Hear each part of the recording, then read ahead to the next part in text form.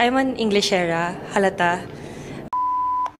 Pamilyar ba kayo sa mga salitang delulu, KKB, no cap, at okay boomer?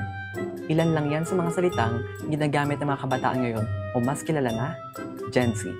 Listen, look, and listen, and learn. Pero alam nyo ba na hindi lang basta-basta nauuso ang mga ito? Dahil ang ilan sa mga salitang ito ay opisyal na rin na idagdag sa diksyonaryo. What? Bro, what are you talking about, man? Ayon sa Cambridge Dictionary, ang delulu ay nangangahulugang believing things that are not real or true, usually because you choose to. Kunwari, naniniwala kang crush ka ng crush mo kahit wala namang signs? Ayan, delulu, tawag dyan. Ang KKB naman ay nasa Oxford English Dictionary na rin. At ang ibig sabihin nito ay kanya-kanyang bayad. Usually ginagamit siya kapag gagala or kakain sa labas with friends. Pinoy na Pinoy, di ba? Yes! According to Cambridge Dictionary, ang no cap ay ginagamit para i-emphasize na totoo yung sinasabi mo.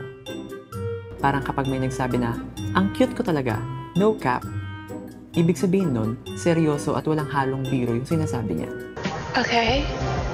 Ang okay boomer ay isang phrase na ginagamit ng mas bata para i-dismiss o sagutin yung mga older generations na medyo out of touch.